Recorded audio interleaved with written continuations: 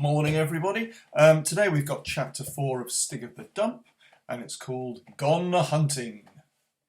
Lou had gone hunting. The North Kent foxhounds were meeting near Grandmother's house that day, and a neighbour had offered to take Lou along and look after her. Grandmother had not been sure, but Lou had insisted that there was the pony and she knew how to ride, so why shouldn't she? When the morning came, it was pouring with rain, as it had been for days, but Lou said that hunting people didn't take any notice of the weather.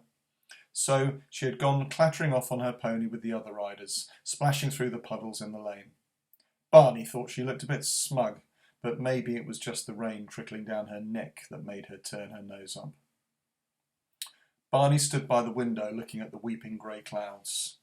"I'll take you in the car if you like, Barney," said his grandmother. "We could follow along the lanes." "No," said Barney, "thank you," he added. "You'd rather amuse yourself, dear?" Barney nodded. He wandered off through the gloomy house, feeling sorry for himself. A cat saw him coming, and it must have been the expression on his face, for it turned and bolted through the hall and back into the kitchen, where it shot into the broom cupboard. Barney went after it, but when he got to the broom cupboard, he remembered something. Yes! There among the brooms and mops and feather dusters was Stig's spear. He untangled it from all the other handles and brought it out into the light. He gave it a rub with the duster, and the flint blade glinted. He shook it, and the smooth wooden shaft quivered. It was a real hunting spear. There was no doubt about that. And Barney's face suddenly lightened. Lou wasn't the only one who could go hunting. Barney looked out at the wintry sky. Hunting people didn't take any notice of the weather, he thought. All the same, since nobody had told him he ought to, he decided to put on his rubber boots and mackintosh and sou'wester hat. He felt like a fisherman with a harpoon. He squelched through the empty paddock and into the dripping copse. He was glad to see there was a wisp of smoke coming up from Stig's end of the pit, and the smell of wood smoke hung about the copse. He went round to the entrance of the pit. At the bottom was a lake of old rainwater with cans and light bulbs floating sadly around in it. But Stig was there in his den, sitting quite contentedly by a cheerful fire. He looked alarmed at first, not recognising Barney in all his rainwear, but as soon as he saw Barney's face underneath the sou'wester, he grinned. "Hello, Stig!" called Barney even. "Would you like to come hunting with me?" Stig went on grinning, but made no move. "Hunting, Stig!" urged Barney. "Foxes! Seek 'em out, Stig!" Barney made fierce stabbing motions with the spear and galloping movements in his rubber boots, and even imitated a hunting horn. Stig started to look excited, but he was still puzzled. Barney took his hat off and scratched his head. How was he to explain to Stig about the meat of the foxhounds, and how he wanted them to join in? He looked at the drawings on the wall of the cave, and they gave him an idea. He put down the spear and picked up a charred stick. "Look, Stig," he said. "Fox!" And he carefully did his best drawing of a fox on the wall of the cave. Stig looked alarmed, if anything, but Barney went on drawing. "Hound, Stig," he said. Stig's eyes grew very big and round, but his face did not yet show that he understood even anything what it was about. "Crackers!" thought Barney. "I'll have to draw the horses now." But Stig had already drawn some horses, so he only had to copy. He was rather pleased with his horse, and at last Stig seemed to understand. "I'll have to put someone riding the horse," thought Barney. "I'll do Lou. There's the reins, and there's her riding stick." There was something about this human figure actually on top of the animal that really seemed to excite Stig. His eyes blazed, and he jumped up and seized the best bow and handful of arrows, and looked hopefully at Barney like a dog that knows it's about to be taken on an exciting walk. "Good old Stig!" cried Barney. "That's the idea! Come on, let's go!" And without even thinking of putting on any extra clothes against the wintry weather, Stig danced out into the rain, and Barney with him. From deep in the distant woods came the toot of the hunting horn. Barney and Stig set out across country towards it, down the muddy cart track that tunnelled into the woods and into the fir plantation. As they trod softly over the carpet of fallen fir needles, Stig suddenly stiffened and raised his bow. Barney looked up. At the top of a fir tree was a squirrel stripping a fir cone. Barney pulled Stig's arm. "Don't fool around, Stig. It's foxes we're supposed to be hunting, not squirrels. Come on, or we'll never find the hunt." The squirrel shook its tail, ran to the end of the branch, and sprang into the next tree, where it disappeared. Stig looked a bit annoyed, but he lowered his bow, and they went on their way. They came into a woodland of tall, sweet chestnut trees and oaks. As they came near one of the oak trees, Stig dropped to the ground and began crawling carefully forward. "What is it, Stig?" asked Barney in a loud whisper. Is it a fox, Stig? Where? I can't see anything." Without looking around, Stig waved his hand as if he wanted Barney to get down too. He dropped to his hands and knees onto the bramble. "Ouch!" yelled Barney. "It's prickly!" And as he did so, a flock of 12, it must have been more than 20 wood pigeons sprang into the air and flew off with a great beating of wings. Every one of them had stuffed with fallen acorns that they had just been gorging. Stig let loose an arrow into the flying flock, but somehow it failed to hit anything. "Oh, sorry, Stig," said Barney. "I didn't know it was pigeons. Still, we're not supposed to be hunting pigeons, you know. People don't. When they go fox hunting, they don't take any notice of anything else." But this time there was such a fierce scowl on Stig's face that Barney began to feel almost afraid of him. They walked in silence down a woodland track which held great pools of rainwater. Stig splashed through them without seeming to care how muddy his legs were getting. Barney waded more slowly behind, rather worried that the water might come over the tops of his boots. He saw Stig fit another arrow and raise his bow again. Across the track ahead strutted a proud cock pheasant, and, before it knew what was happening, Stig's flint-tipped arrow struck. With a pounce, Stig picked up the body of the pheasant, pulled the arrow out, and stuck the pheasant behind him in his girdle. The long brown feathers wagged as if he had sprouted a tail as he walked on, but Barney was not at all happy about killing this pheasant. It was bound to be poaching, or the wrong time of year, or not sporting to shoot them except with a real gun and cartridges or something. It would have been better to stick to squirrels and wood pigeons, but he didn't say anything this time. The tooting of the horn was getting nearer now, and there were crashings in thickets and the voice of the huntsman encouraging the hounds. Stig stopped and looked about him, and Barney ran and caught up with him. "It's the hunt, Stig," he said. "There must be foxes here somewhere. Keep a good lookout, and we might see one." The crashings and voices seemed quite close, and Barney suddenly thought that perhaps the huntsmen would be angry if they found them in the middle of the wood, especially with a poached pheasant. There was a bank with a sort of little cave under the exposed roots of a beech tree, and Barney pulled Stig into this. As they lay hidden there, they both sniffed. There was a strong and peculiar smell hanging about the place. They lay there and waited. Barney waited to crawl backwards as far down the hall in the bank as he could. "That's funny," he muttered. "Somebody's put sticks here." In the mouth of what seemed to be a large rabbit burrow were fixed 3 stakes of hazelwood, so that no animal that was bigger than a mouse could possibly get in or out. To pass the time, Barney kicked and worried at the stakes until he got them loose, and then he cleaned off the mud and chalk off them. "Look, Stig," he said, "you could make arrows out of these, or perhaps they're a bit thick." But Stig wasn't listening. He was looking up the track at an animal the size of a small dog, with reddish fur, sharp ears, and very bright eyes, calmly walking towards them with its tongue hanging out. Barney's heart missed a beat. He got slowly to his feet, gripping his spear. "Fox!" he hissed. "That's it, Stig. It really is a fox." He levelled his hunting spear at the fox and wished he had the bow and arrows, but perhaps he could spear it. "Stig!" he breathed. "Come on, now's your chance." But this time Stig did not raise his bow. Instead, he took hold of the end of Barney's spear and held it so that he could not throw it. The fox strolled calmly up to their very feet, gave Stig a glance, and vanished down the hole. Barney nearly burst into tears of rage. "But Stig, why did you let him go?" he stormed. "You're supposed to kill foxes, and that's what hunting's for. That's why we came." But Stig grinned in a rather superior way.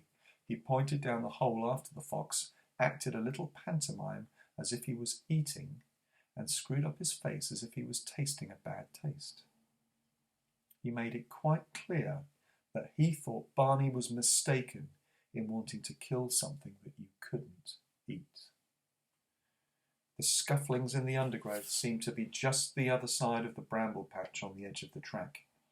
"Quick, Stig, they're coming," explained Barney. "Get back into our hiding place." And he pulled Stig back into the mouth of the earth. As he did so, a large foxhound came out on the track and lolloped towards them on the scent of the fox. It came straight for where they were hiding, looked up and saw Stig, and bared its teeth and growled. "Rrrr!" Stig bared his teeth and growled back. "Rrrr!" The hound looked surprised. It wasn't sure whether Stig was human or animal, but he was certainly lying between it and a good strong scent of fox. The hound took a step forward, making horrible noises in its throat. Stig took a step forward on his hands and knees, making horrible noises in his throat.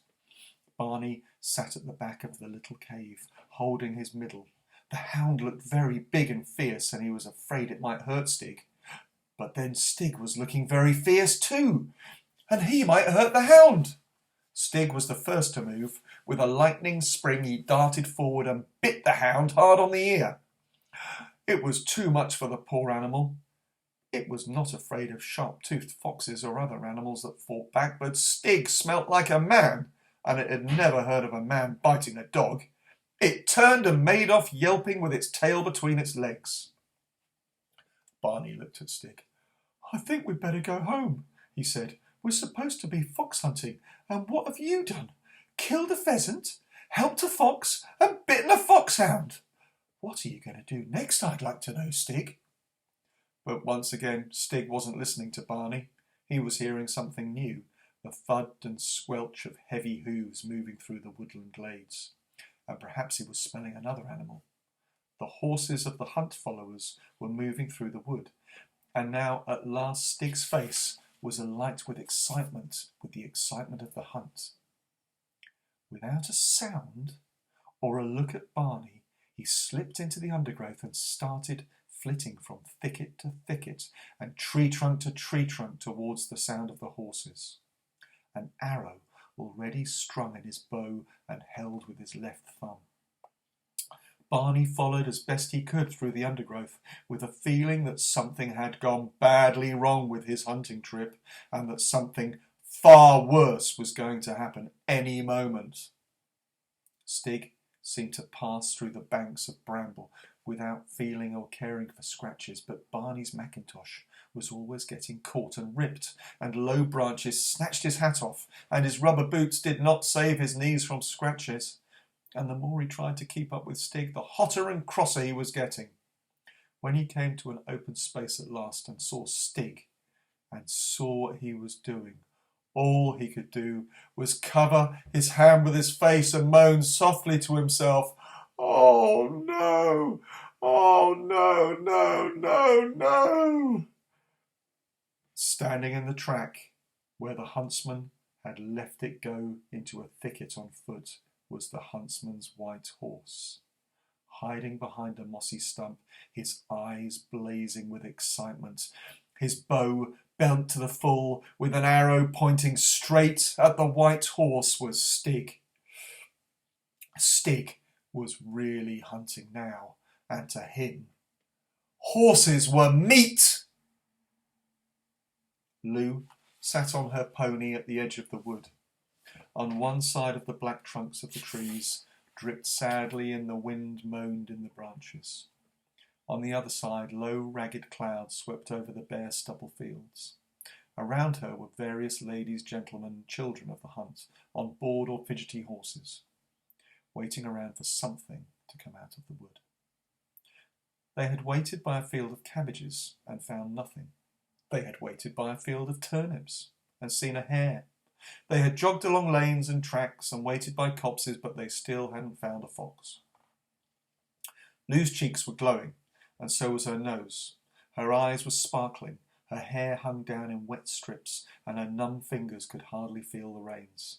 Flash, the pony, who in his younger days had used to live up to his name, stood in a puddle with lowered head and blew steam from his nostrils into the damp air. "First time out with the hounds, young lady?" asked a hearty lady on a big black mare. Lou smiled and nodded, and a little shower of drips fell from the peak of her cap. "Enjoying yourself?" asked the lady. Yes, thank you. Super," replied Lou. All the same, she thought, if only they'd let me go into the woods and poke around a bit, I'm sure I could find a fox. There must be something going on in there. At that moment, out of the wood came the shrill neighing of an outraged horse. All the waiting horses pricked up their ears. Riders nervously shortened their reins. There seemed to be a sort of commotion among the riders who had gone some way into the woods. Horses were backing, rearing, turning in spite of their riders, snorting and neighing, and into the thick of them plunged the huntsman's white horse, riderless, eyes rolling and nostrils wide with alarm, cannoning into horses and riders and sending them sprawling in puddles and mud. It was a stampede! As the huntsman's horse bolted through the middle of them, all the other horses whipped round and joined in a mad flight. Most of the riders were caught off balance. Some lost their hats, some lost their reins or stirrups, some lost their seats straight away and were left on the edge of the stubble. Some of them who had been round the corner of the wood thought the fox had gone away and urged their horses after the rest of the field. All Lou could do was stay on top of Flash as best she could and join the stampede. So this was hunting, she thought, though thinking was difficult at full gallop in the middle of a lot of other excited animals.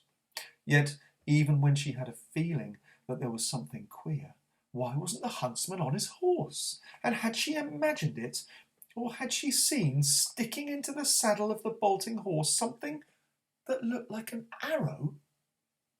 And Lou was never quite sure whether or not she had seen, out of the corner of her eye, at the tail of the hunt, a very odd creature indeed, coming whooping out of the wood. Had it been naked and mud-splattered? Did it have hair like a tangled bramble bush?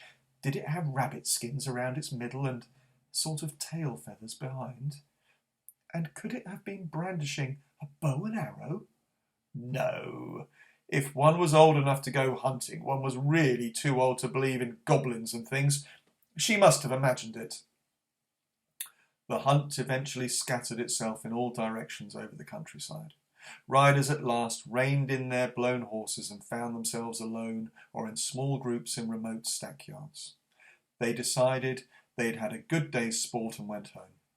Nobody was quite sure what happened to the hounds or the fox, but it had been a good run. Lou, after directing quite a few lost people, got back to her grandmother's house as the evening was beginning to close in. Barney had got back only a little earlier. They both needed baths, and they were both very hungry by the time they sat down to tea in front of the blazing log fire. "Well," said Grandmother, "so you went off hunting after all, Barney?" "Oh, not really hunting like me," said Lou scornfully. "Well, no," said Barney. "I went with Stig, see, and he was only interested in hunting squirrels and pigeons and pheasants, really." "That's not hunting," said Lou. "In England, it's only hunting if it's foxes or stags." "Well, Stig doesn't hunt foxes because they taste nasty, so we let the fox go. But it was so near I could touch it." Lou's eyes and mouth were round with disbelief. "It was, Lou, really? And then Stig bit the dog and started hunting the horses. It was jolly funny," Barney chuckled, "but I thought I'd better come home." Lou looked at Barney very hard, but for once she didn't say anything.